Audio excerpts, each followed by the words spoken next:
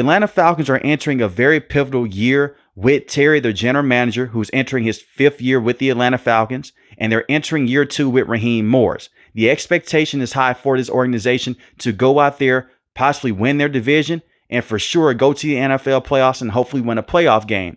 The Atlanta Falcons don't have a talent issue. And trust me, when I talk about the NFL draft and all the draft picks they made over the last 4 to 5 years, hopefully you guys can get a better picture with that. And we will cover everything the Falcons have done in the offseason.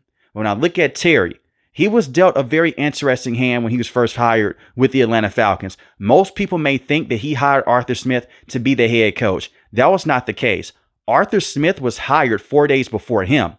They hired Arthur Smith January 15th, 2021. 4 days later, they brought in Terry as a general manager January 19th, 2021, which is odd. Usually when you bring in a brand new general manager, you'll let him go out there and hire his own head coach and bring in his entire roster around him in terms of executives and hopefully people that can help him make decisions in the future. That was not the case with Terry.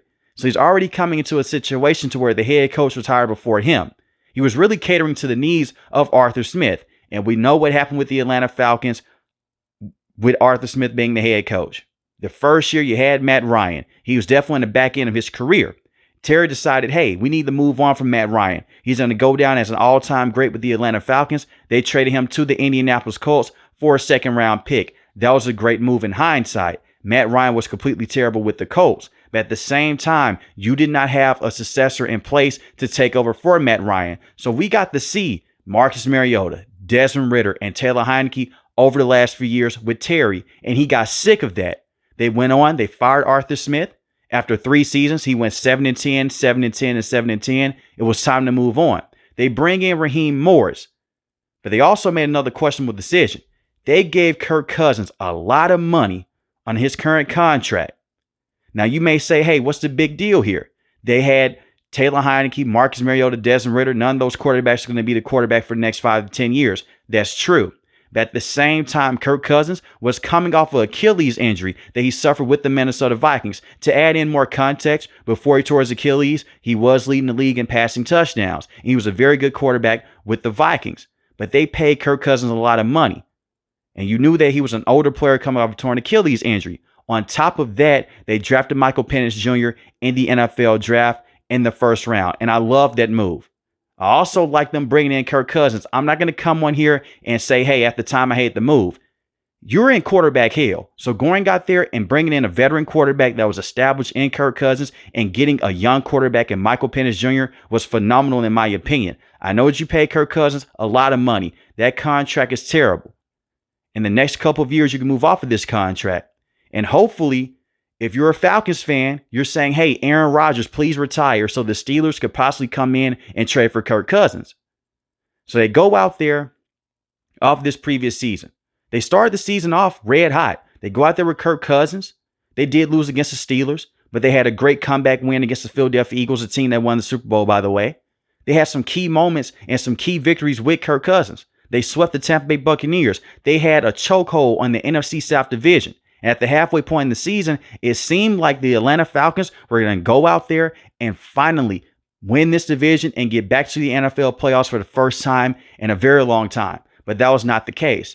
Kirk Cousins went on the Pat McAfee show and he said that he suffered an arm injury. During this stretch, this man had 1 passing touchdown to 9 interceptions. Instead of pulling him out of the game, Raheem Morris let him stay in the matchup, and he let him stay with the Atlanta Falcons, and he let him go out there and be the starting quarterback until the last 3 weeks of the regular season. They pivoted to Michael Penix Jr. As soon as Kirk Cousins went out there and threw those 4 interceptions against the Los Angeles Chargers, in my opinion, I would have pulled him at halftime, and I would have put in Michael Penix Jr. I know that Kirk Cousins was blindsided with what the Falcons did in the 1st round. At the end of the day, it's a business. And that's why they selected Michael Penix Jr. in the 1st round. They did not have faith in Kirk Cousins long term, especially coming off that Achilles injury. Before he suffered that arm injury, that he said that he did. He did look like a solid quarterback. I will give him credit. But he was awful down the stretch. They should have pulled him out of the lineup and went with Michael Penix Jr. Run the football with Bijan Robinson, Tyler Algier, and figure out what you have on the fly. Michael Penix Jr. was not your typical rookie quarterback. He played a lot of snaps at the college level. with Illinois, with Washington. He was so good in his last season, he helped Washington get to the national championship game against Michigan. So you had a pro-ready quarterback that could play right now.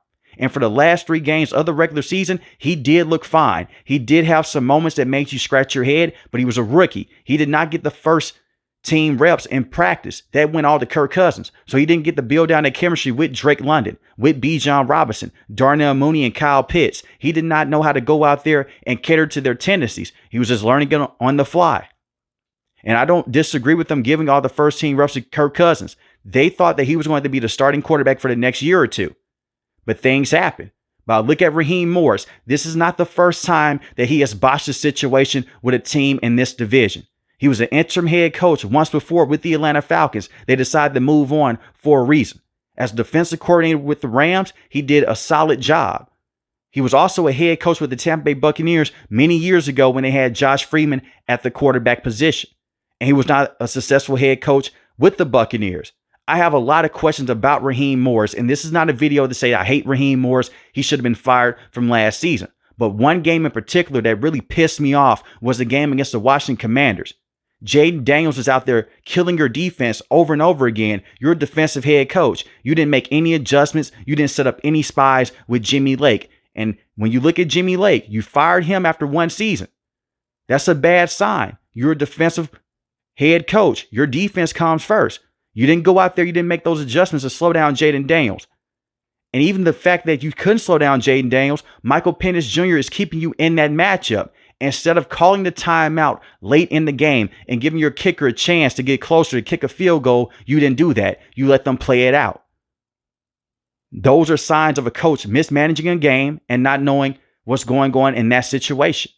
So now look at the strikes that Raheem Morris already has with the Falcons. It's glaring here. You should have moved on from Kirk Cousins. And he said that it was his decision to keep him in the starting lineup. It didn't come down from ownership. It didn't come down from the general manager. They're letting him go out there and put in the pieces in place. This is what he wanted to do. So you let Kirk Cousins go out there and start way too many games when it was time to move on.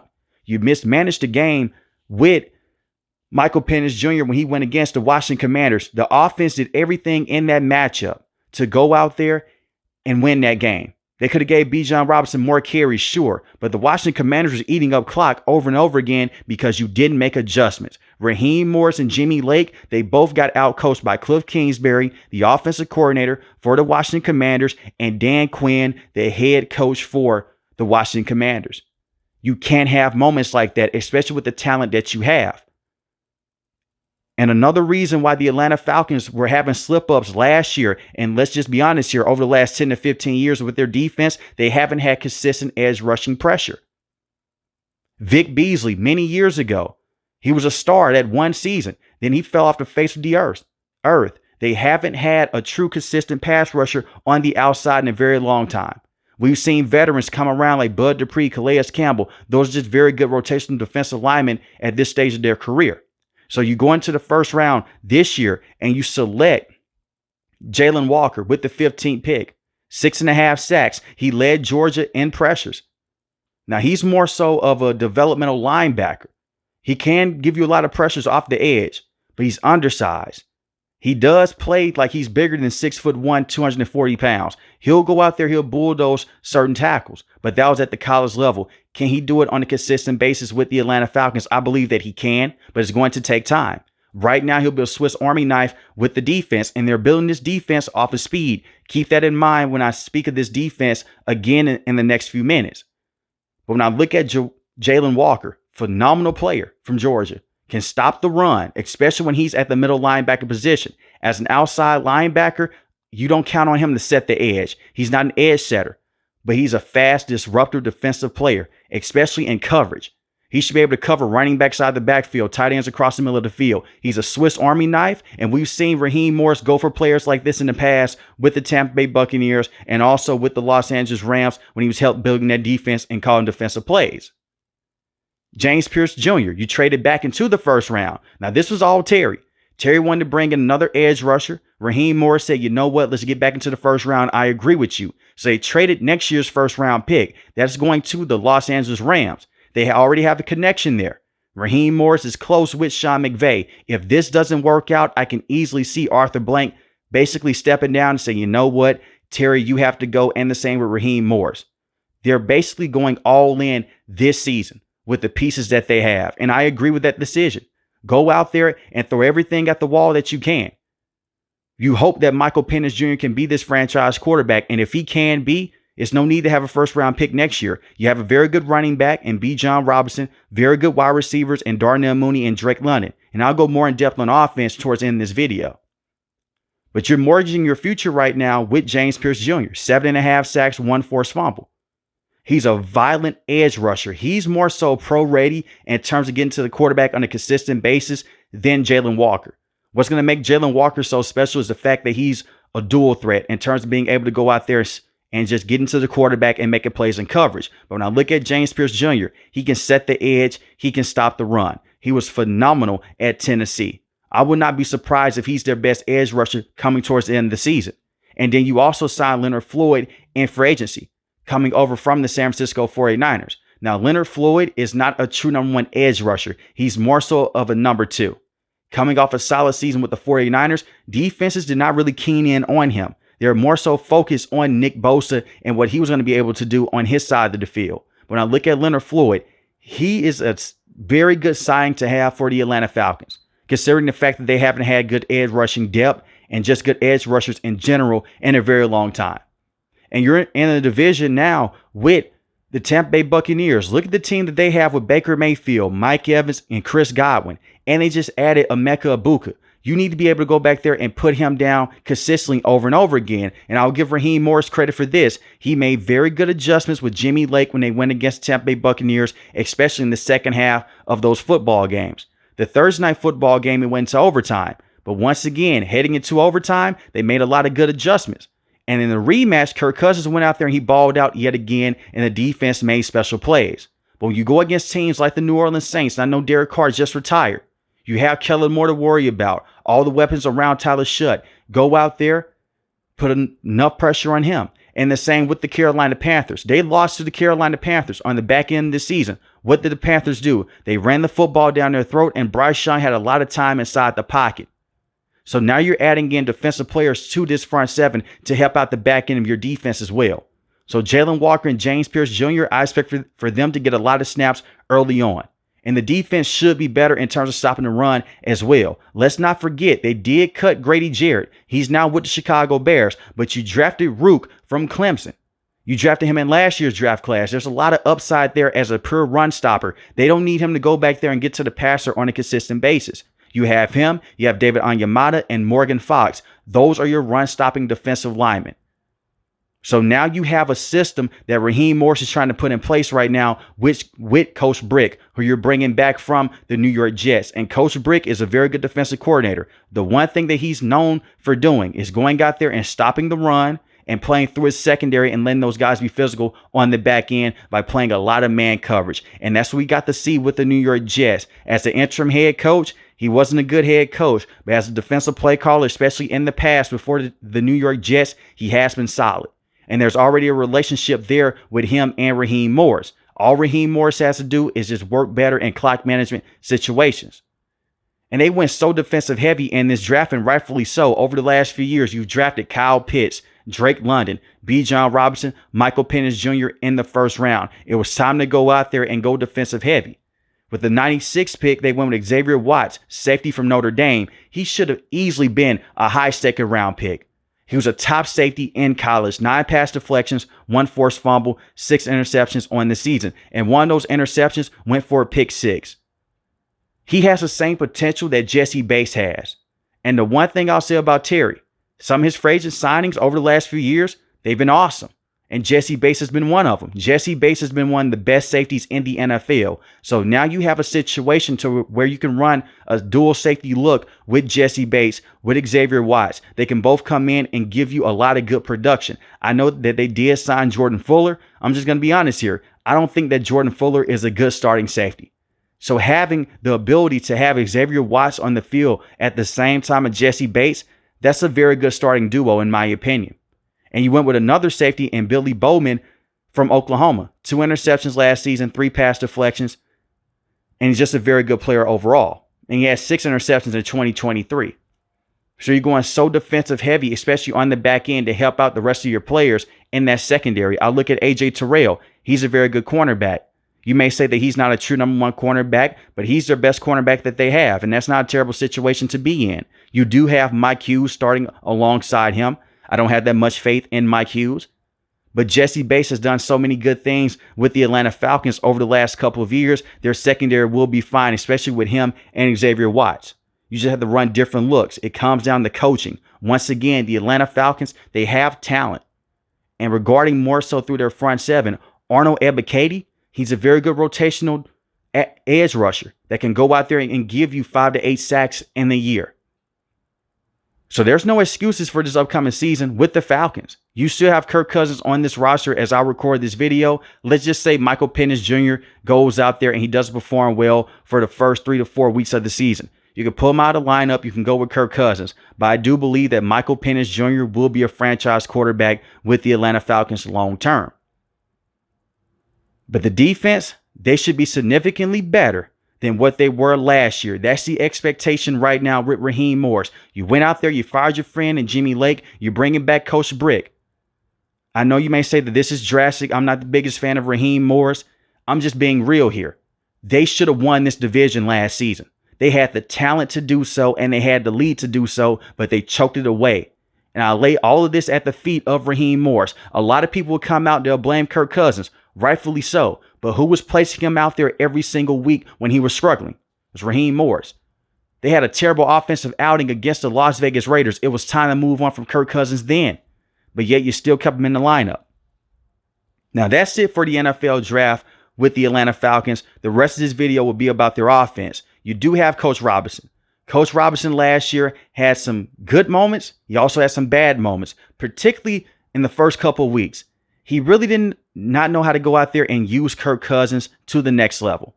Kirk Cousins was so uncomfortable in play action settings. It was hard to see him move around under center. He did not trust to turn his back towards the defense. And a lot of that is because of that torn Achilles injury. But we got to see as the season progressed, before he suffered that arm injury, he started to get comfortable in the system. Coach Robinson was able to go out there and work at each and every level of the field with Michael Penix Jr.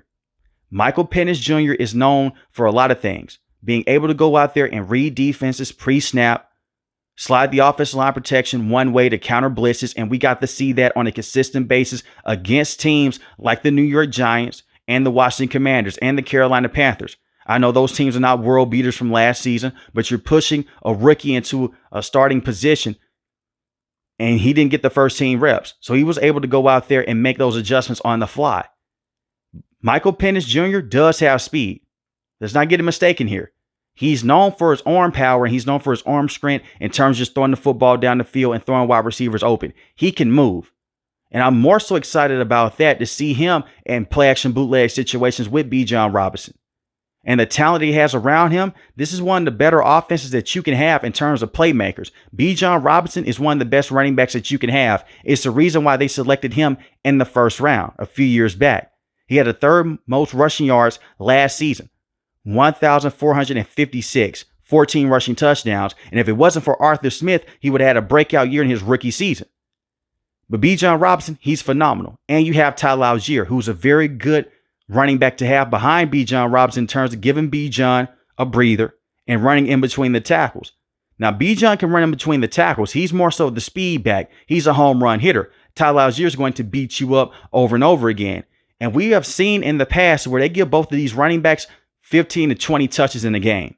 You can run your offense through your running backs in that backfield. That is how talented they are. Let's not forget, right before they drafted Bijan Robinson, Tyler Algier had over 1,000 yards rushing. So he's also a true bell cow. Drake London is a true franchise wide receiver. He's a number one. Darnell Mooney is a very good deep threat to have. He's a very good number 2 wide receiver. Kyle Pitts is still this tight end that many people are hoping that he can do more in the future. I'm just going to be honest here. I still like Kyle Pitts. I don't ever see him being this top receiving tight end in the NFL. We would have seen it by now. And I know in his career, he had to deal with Arthur Smith, a terrible head coach, a terrible offensive mind. He had to deal with Marcus Mariota, Desmond Ridder, Taylor Heineke. But even dating back to last season, he put up solid numbers. It just wasn't good enough to justify him being a top 5 pick at the time. And it's not me saying that he's a bust or he's a terrible player. I just look at Kyle Pitts. He's a good receiving tight end, but he's not the game breaker just yet. And they have games where they're trying to give him the football as much as possible. It's just not working out. They motion him out as an outside wide receiver. They'll put him inside the slot. They've done different things to move him around. It just hasn't worked yet. And one of those seasons in the past, he suffered a knee injury and he missed majority of the year. I look at Kyle Pitts. He's still solid to have as a tight end, but he's not going to be that number one option that you go to every single week, and that's okay. You have Darnell Mooney for that, and you have Drake London. Those guys are more secure pass catchers that you can count on down the stretch, and also the same with Michael Penix Jr. and his connection with Kyle Pitts in certain situations. But you don't want to go out there and run your offense through Kyle Pitts every single week. The offensive line is also solid. Jake Matthews is getting older, but he's still a very good left tackle. Caleb at the right tackle position, I like him a lot. And I like Chris Lindstrom. He's one of the best right guards in the NFL. I will say this, losing Drew Dalman sucked. He went to the Chicago Bears. He was one of the best centers that you can have in this zone read system. The one thing with the Atlanta Falcons, they will go out there in certain plays, they'll run a zone read. They'll go out there and they'll run wide zone plays when it's sideline to sideline up the middle of the field. Drew Dalman was so athletic that he could kick out to the second level and knock some linebackers back. I don't know if Ryan's going to be able to do that with the Falcons, but we will see. But the potential that this team has, it's time for them to hit it. Potential eventually doesn't mean anything if you can never hit it in sports. And I look at Raheem Morris. The clock is ticking. You had a strong NFL draft, in my opinion, with defensive players that you liked, that you went out there and you scouted with Terry. It's time for the Atlanta Falcons to go back to the NFL playoffs and win a playoff game. And it's not going to be easy. The Buccaneers, they're still the top team in this division. The Carolina Panthers, they feel like they're in the come up right now with Bryce Young. And I look at the New Orleans Saints. No offense to the Saints, I'm going to put them on the back end. Right now, they're in this rebuilding type of phase. They have Tyler Shuck at the quarterback position mixed in with Spencer Rattler. We'll see what they can do in the future. But I look at the Falcons. There is no reason to why they should not be in contention in this division. By week 10, especially by week 15, they should be in contention to win this division and going into the NFL playoffs. But let me know in the comment section below, how do you feel about the Atlanta Falcons, and are they a playoff contender for this upcoming season in your eyes? If you're new to the channel, hit the subscribe button. If you like the video, hit the like button. Most importantly, want each and every last one of you guys stay safe, stay positive. Thanks for the video, guys. God bless. Peace.